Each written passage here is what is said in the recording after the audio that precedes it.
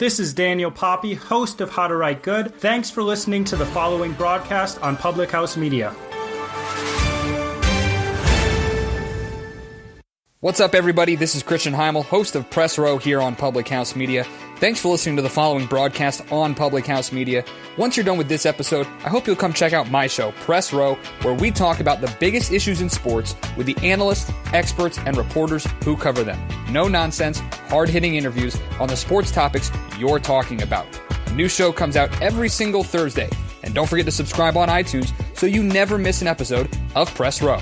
Thanks again for checking out the following broadcast on Public House Media.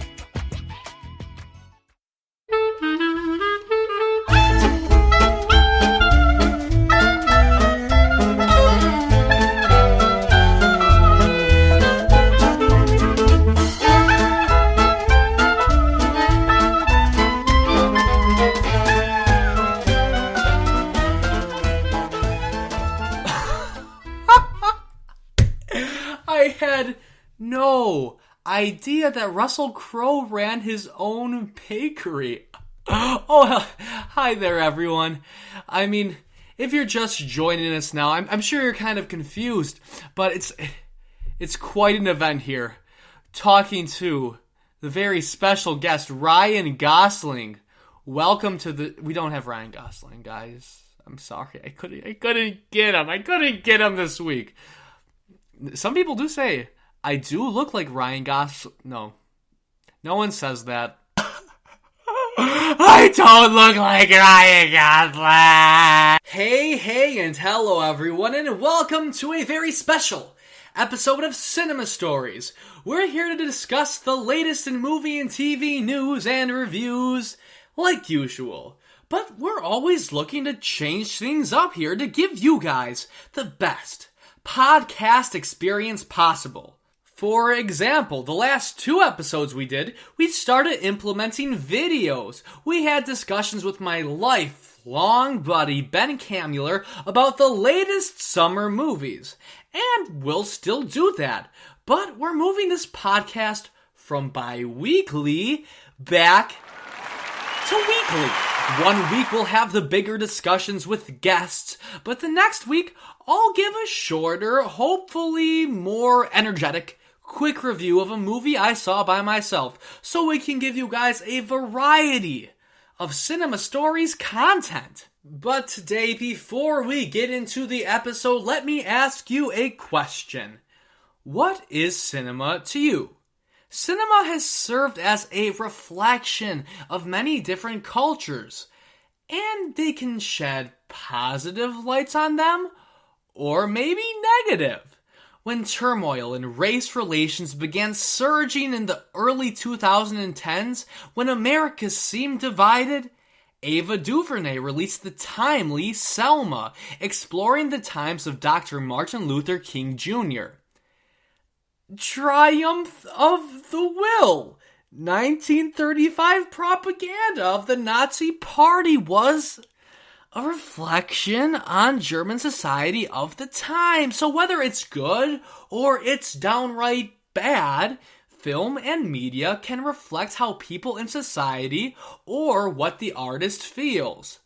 Now, in a politically divisive age in American culture, enter Boots Riley.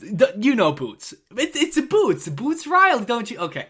Boots Riley is a former member of the hip-hop group The Coup.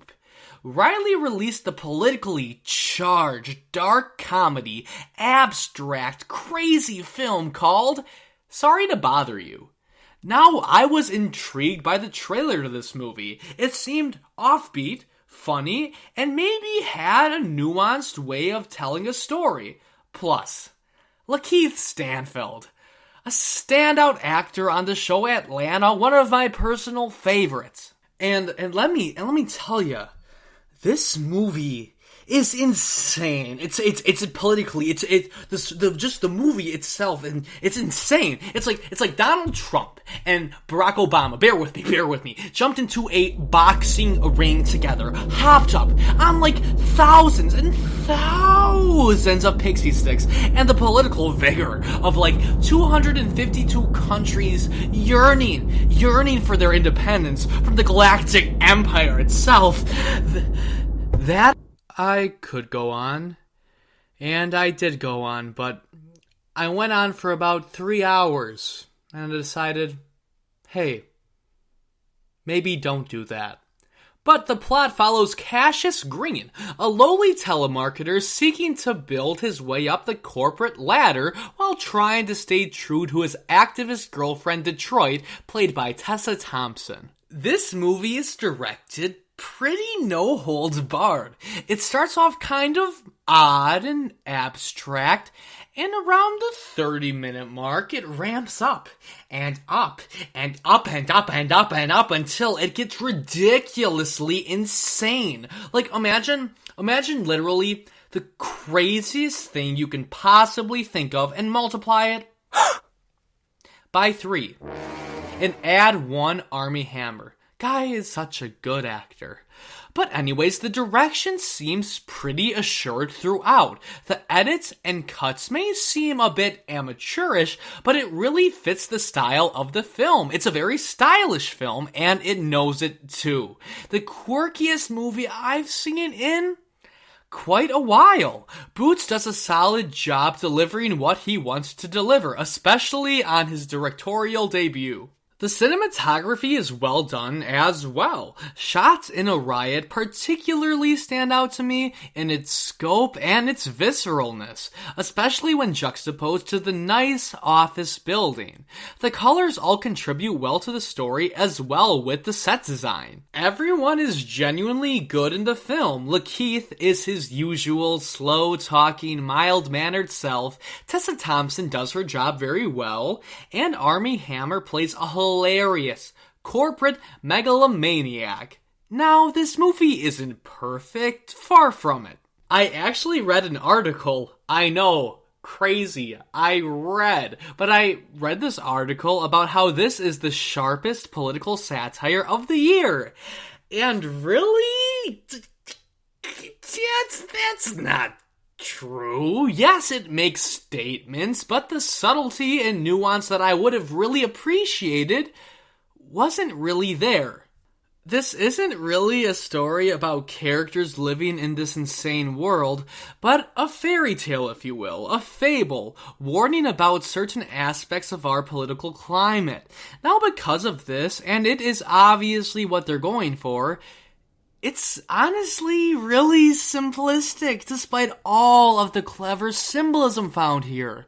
Once you create characters, and they are no one except a stereotype, whether it's a protagonist or an antagonist, I really don't get into that storytelling. If the movie started out with a simple fairy tale, but got deeper and deeper into the motivations of everyone, I'd really dig it.